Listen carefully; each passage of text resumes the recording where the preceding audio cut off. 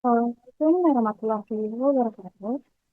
Kami dari kelompok 10 ingin mempresentasikan mengenai desain penelitian metode kualitatif yang kedua. Kelompok kami beranggotakan yang pertama Dr. Abah Salim, yang kedua Muhammad Farhan Khairunas, yang ketiga ada Muhammad Irfan Nasrullah, dan yang keempat saya sendiri, Saya Fitri. Pembahasan pertama yaitu prosedur analisis data. Prosedur analisis data dalam metode kualitatif merupakan rangkaian langkah sistematis yang digunakan untuk mengolah, menginterpretasi, dan menyimpulkan makna dari data yang bersifat non-numerik, seperti transkrip wawancara, catatan lapangan, atau dokumen. Kemudian ada tahapan prosedur analisis data. Tahapan prosedur analisis data ini terdiri dari 4 tahap. Tahapan pertama yaitu pengumpulan data. Sebelum kita menganalisis data, tentunya kita harus mempunyai data. Pengumpulan data dapat diperoleh dari berbagai cara seperti wawancara, observasi, dokumentasi, dan focus group discussion. Data yang diperoleh bersifat deskriptif dan mendalam, sehingga memberikan gambaran konteks dan makna dari fenomena yang sedang diteliti. Setelah data terkumpul, tahap selanjutnya adalah reduksi data. Pada tahap ini, peneliti melakukan penyederhanaan, pemusatan perhatian, dan pengabstrakan data kasar. Tujuannya yaitu untuk mengeliminasi informasi yang tidak relevan dan mengelompokkan data berdasarkan kategori, tema, ataupun pola yang muncul. Proses ini dapat membantu peneliti dalam fokus terhadap inti permasalahan yang sedang ditelitinya. Tahap ketiga yaitu penyajian data. Penyajian data dilakukan dengan menyusun data yang telah direduksi dalam format yang mudah dipahami, seperti melalui narasi, tabel, grafik, diagram, atau matriks. Penyajian ini bertujuan untuk menampilkan korelasi antar data secara sistematis sehingga memudahkan penarikan kesimpulan dan interpretasi. Tahap terakhir yaitu penarikan kesimpulan dan verifikasi. Berdasarkan data yang telah dipresentasikan, peneliti menarik kesimpulan yang bersifat sementara dan menguji keabsahan temuan tersebut melalui verifikasi. Misalnya dengan teknik triangulasi atau member check. Proses verifikasi ini bertujuan untuk memastikan bahwa kesimpulan yang diambil memiliki kredibilitas dan konsisten dengan data yang diperoleh. Interpretasi. Interpretasi dalam desain penelitian kualitatif merujuk kepada proses memahami, menganalisis, dan memberikan makna terhadap data yang dikumpulkan. Dalam penelitian kualitatif, data biasanya bersifat deskriptif, seperti teks, wawancara, observasi, atau dokumen. Dan interpretasi memainkan peran kunci dalam mengungkap pola, tema, atau konsep yang muncul dari data tersebut. Selanjutnya ada proses interpretasi. Yang pertama ada pemahaman konteks. Peneliti harus memahami konteks sosial, budaya, atau lingkungan di mana data dikumpulkan. Ini membantu dalam memberikan makna yang lebih mendalam terhadap data. Yang kedua ada identifikasi pola dan tema. Peneliti mencari pola, tema, atau hubungan yang muncul dari data. Ini bisa berupa kata kunci, rasa, atau konsep yang sering muncul. Yang ketiga ada analisis mendalam. Peneliti menganalisis data secara mendalam untuk memahami makna di balik kata-kata atau tindakan yang diamati. Ini melibatkan refleksi kritis dan pertanyaan tentang mengapa sesuatu bisa terjadi atau dapat dikatakan seperti itu. Selanjutnya ada peran peneliti dalam interpretasi. Yang pertama ada subjektivitas. Dalam penelitian kualitatif, peneliti seringkali menjadi instrumen utama dalam interpretasi. Subjektivitas peneliti, termasuk pengalaman, nilai, dan perspektif pribadi, dapat mempengaruhi interpretasi. Yang kedua ada refleksivitas. Peneliti perlu secara sadar merefleksikan bagaimana latar belakang dan bias mereka mungkin memengaruhi interpretasi data. Ini membantu meningkatkan keabsahan dan kredibilitas penelitian. Selanjutnya ada teknik interpretasi. Yang pertama ada analisis tematik. Mengidentifikasi tema-tema yang muncul dari data dan mengaitkannya dengan pertanyaan penelitian. Yang kedua ada analisis naratif. memahami cerita atau narasi yang muncul dari data dan bagaimana individu atau kelompok mengkonstruksi pengalaman mereka. Yang ketiga ada analisis fenomenologis, berfokus pada pengalaman subjektif individu dan bagaimana mereka memaknai pengalaman tersebut. Dimana validitas ini untuk datanya sama seperti penelitian kuantitatif, di mana uji validitas dalam penelitian kualitatif dilakukan untuk menunjukkan keahlian data dalam penelitian. Hal yang dilakukan yaitu dengan mendapatkan data yang akurat melalui pengujian gambar hidup tentang pengalaman hidup subjek peneliti. Lalu untuk reliabilitas ini juga sama seperti penelitian kuantitatif, di mana reliabilitas dalam penelitian kualitatif juga dilakukan untuk memeriksa konsistensi dan keterandalan data, di mana hal ini dilakukan untuk menunjukkan bahwa pendekatan dalam pengambilan dan pengolahan data yang digunakan oleh peneliti bersifat konsisten. Lalu untuk validitas ini menurut Franken pada tahun 1997 dikatakan bahwa validitas menunjukkan kesamaan pengertian maupun penggunaan masing-masing peneliti yang berbeda dalam pengumpulan data. Namun menurut Sugiono pada tahun 2007 dikatakan bahwa validitas merupakan derajat ketetapan antara data yang terjadi pada objek penelitian dengan data yang dapat dilaporkan oleh peneliti.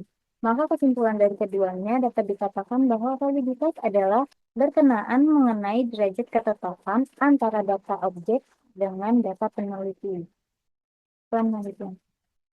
Lalu di sini juga ada reliabilitas, di mana menurut Frankel, reliabilitas ini adalah konsistensi skor dan stabilitas data dari instrumen penelitian.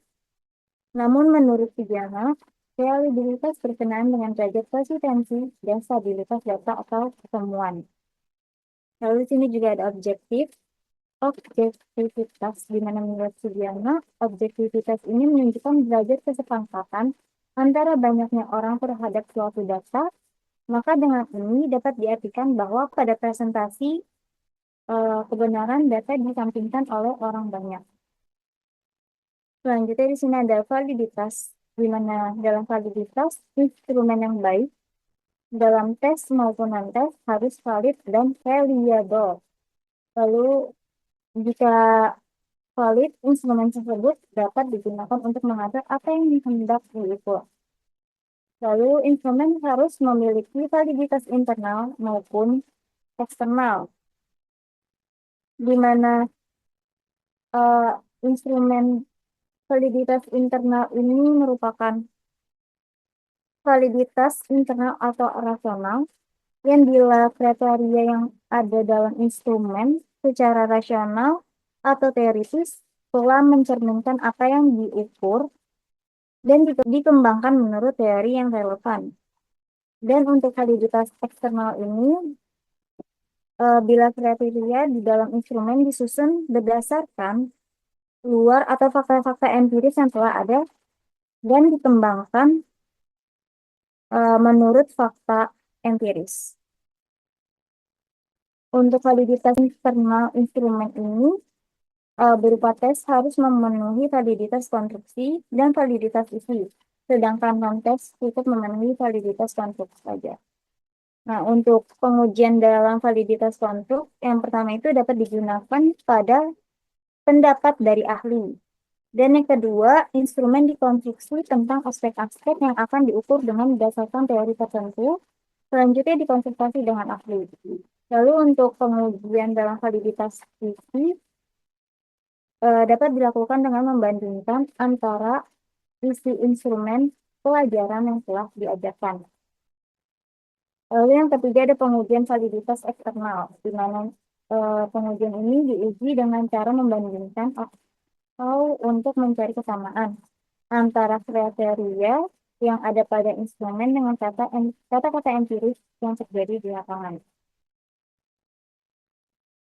Kemudian di sini ada rumus teknik korelasi PPM, di mana dalam melakukan pengujian validitas Digunakan alat ukur berupa program komputer yaitu IBM SPPFS atau Statistik 20. Uji validitas dilakukan dengan cara menghitung korelasi antara masing-masing pernyataan skor butir X dengan skor total Y menggunakan rumus teknik korelasi persamaan produk normal. Di mana rumusnya itu yang eh, dapat dilihat di mana di sini R sama dengan N, N ini jumlah dari sampel, lalu dikali sigma XY, dikurang sigma X, dikali sigma Y, dibagi atau per akar dari jumlah sigma X kuadrat, dikurang sigma X kuadrat, akar dikali akar M atau jumlah sampel, sigma Y kuadrat, dikurang dengan sigma Y kuadrat. Untuk R ini dalam rumus berarti koefisien korelasi persan produk momen. Dan untuk M merupakan jumlah sampel, untuk X sendiri merupakan skor pertanyaan, dan Y merupakan skor total. Lalu untuk perhitungan valid tidaknya suatu butir pertanyaan dilakukan dengan cara membandingkan angka koefisien korelasi butir dengan angka tabel. Lalu pengujian validitas dilakukan dengan metode korelasi, yaitu dengan melihat angka koefisien korelasi dan nilai signifikasinya pada item korelasi yang menyatakan hubungan antara skor pertanyaan dengan skor total. Apabila nilai probabilitas signifikasi lebih dari 0,30, maka dinyatakan valid. Namun jika kurang dari 0,30, maka dinyatakan tidak valid. Lalu di sini ada 8 strategi dalam validitas, di mana yang pertama itu ada triangulasi, yaitu menggunakan beberapa sumber informasi untuk membangun suatu justifikasi tertentu, di mana sebagai contoh data yang didapatkan peneliti melalui wawancara perlu diuji kebenarannya dengan sumber sekunder seperti berita laporan lembaga atau sumber lainnya. Di riset kualitatif, triangulasi ini merupakan strategi paling umum dan mendasar untuk dilakukan dalam upaya pengujian validitas data. Lalu yang kedua ini menanyakan ulang ke narasumber, di mana pada saat menanyakan membawa laporan final atau deskripsi spesifik kepada narasumber dan menanyakan apakah mereka merasa bahwa laporan atau deskripsi tersebut akurat. Lalu selain itu, peneliti juga bisa melakukan wawancara tidak lanjut dan memberikan mereka kesempatan untuk memberikan komentar pada temuan data. Lalu yang ketiga ini ada penyajian yang kaya dan detail, di mana penyajian ini menyajikan hasil temuan dari berbagai perspektif agar analisis data bersifat kaya dan penjelasan dapat dilakukan secara detail. Hal ini dilakukan agar laporan peneliti memiliki validitas yang baik. Lalu yang keempat ini ada mengklarifikasi bias peneliti, di mana suatu peneliti kualitatif yang baik memuat penjelasan tentang bagaimana latar belakang penelitian seperti identitas gender, budaya, sejarah, ataupun status sosial dan ekonomi mereka berpotensi mempengaruhi interpretasi atas temuan data dalam penelitian. Hal ini semacam disclaimer yang dilakukan peneliti sebagai bagian dari tanggung jawab etik metodologi seorang peneliti kualitatif. Lalu yang kelima ini ada menyajikan informasi yang berbeda, di mana saat peneliti menyajikan informasi yang berbeda atau justru bertentangan dengan perspektif umum tentang suatu isu atau tema peneliti, hal itu bisa membuat laporan peneliti menjadi lebih valid. Cara ini sebenarnya lebih merupakan antisipasi dan kadang dapat menjadikan bagian dari strategi. Lalu yang keenam ini memperhatikan waktu, di mana ketika peneliti menghabiskan waktu yang panjang dengan narasumber, Peneliti berpotensi mengembangkan pengetahuan yang mendalam tentang fenomena yang sedang diteliti. Selain itu, peneliti juga menjelaskan secara detail mengenai subjek penelitian mereka di dalam laporan penelitian. Pada dasarnya, hal ini bukan sekedar untuk kuantitas waktu, tetapi juga pada kualitasnya juga.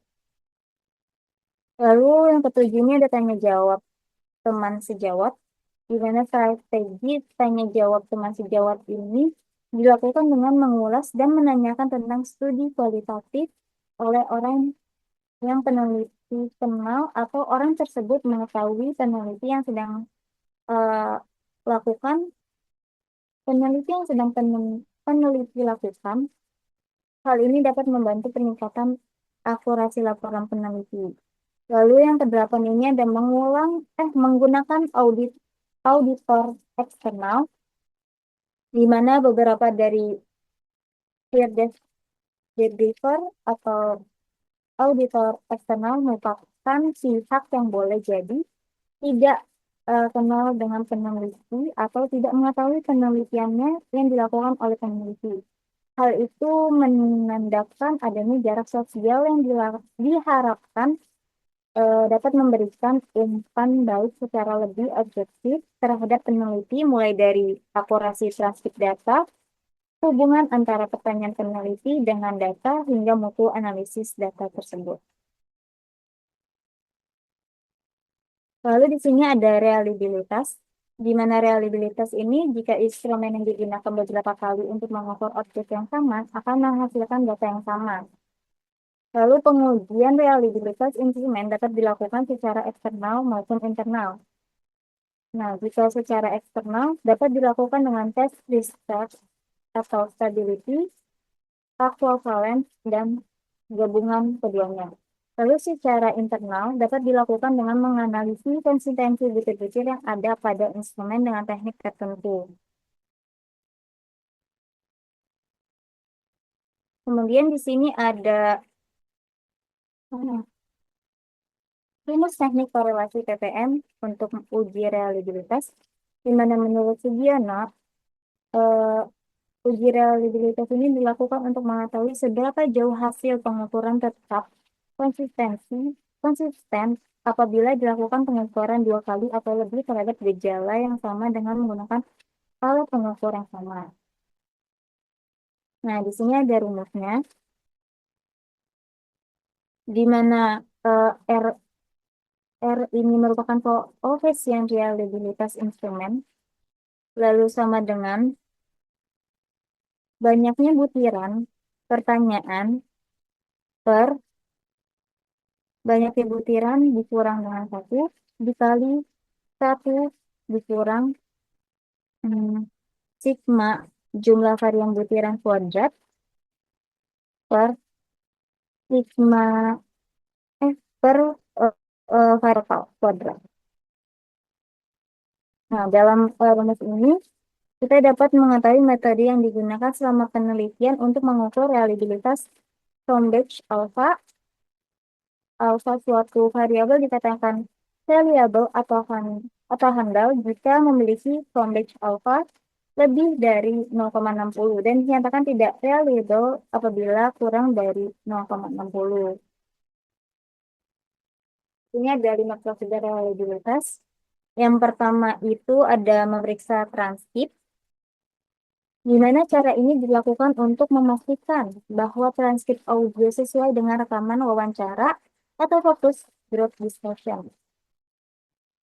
Lalu yang kedua ini memastikan metode sama, di mana pada tahap pengolahan data melakukan kategorisasi data hasil wawancara dengan menggunakan kode adalah hal yang biasa dilakukan. Dalam hal ini, peneliti perlu memastikan konsistensi makna kode. Cara yang bisa dilakukan yaitu secara berulang membandingkan data dengan kode dan menulis memo tentang kode serta definisinya.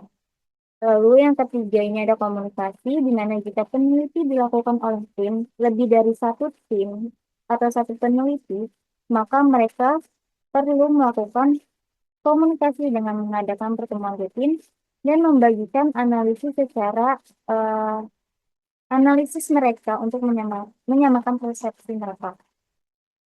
Lalu yang keempat ini mengecek kode, yaitu di mana peneliti yang berbeda dapat saling mengecek kode dengan membandingkan hasil yang mereka peroleh. Jika penelitian dilakukan sendiri, maka penelitian perlu mencari orang lain yang bisa saling mengecek kodenya. Lalu yang kelima ada menggunakan software, di mana saat ini sudah ada software yang bisa digunakan untuk memeriksa konsistensi pengkodean dalam penelitian kualitatif. Salah satunya yaitu dengan NVivo, atau software tersebut bisa membantu dalam proses pengkodean seperti menandai kata, kalimat, atau bagian yang penting dalam transkrip wawancara serta menambahkan kode. Selanjutnya akan dibacakan oleh Abbas. Yang terakhir ada laporan penelitian kualitatif. Laporan penelitian kualitatif adalah dokumen yang berisi hasil penelitian metode kualitatif yang biasanya berfokus pada pemahaman mendalam terhadap suatu fenomena. Laporan ini bersifat deskriptif dan interpretatif. Selanjutnya ada jenis penulisan dalam laporan. Dalam laporan penelitian kualitatif, yang pertama itu ada penulisan refleksi. Penulisan refleksi adalah berisi pengalaman dan pemikiran peneliti selama penelitian. Yang kedua, ada penulisan kutipan. Penulisan kutipan adalah penulisan yang menggunakan pernyataan langsung dari narasumber untuk memperkuat temuannya. Lanjut, ada bagian-bagian dalam laporan penelitian kualitatif. Biasanya laporan penelitian kualitatif terdiri dari beberapa bagian utama. Yang pertama itu ada pendahuluan. Di bagian ini, peneliti menjelaskan latar belakang penelitian, rumusan masalah, tujuan penelitian, dan manfaat penelitian. Lanjut, yang kedua itu ada landasan teori. Berisi teori-teori atau penelitian sebelumnya yang mendukung penelitian. Yang ketiga, metode penelitian, menjelaskan bagaimana penelitian dilakukan, meliputi desain penelitian, teknik pengumpulan data, dan teknik analisis data. Yang keempat, hasil penelitian, menampilkan data yang sudah dikumpulkan dari wawancara, observasi, atau sumber lain. Bisa berbentuk kutipan dari responden atau deskripsi kejadian yang diamati. Lanjut, yang kelima, pembahasan. Menginterpretasikan hasil penelitian dengan teori yang sudah dibahas di awal. Juga menganalisis temuan untuk pertanyaan penelitian. Dan yang terakhir, kesimpulan. Kesimpulan dari hasil penelitian, dan biasanya ada saran untuk penelitian selanjutnya atau aplikasi hasil penelitian di dunia nyata. Demikian presentasi yang kami dapat sampaikan. Selebihnya mohon maaf. Terima kasih telah mendengarkan presentasi kami dengan baik. Wassalamualaikum warahmatullahi wabarakatuh.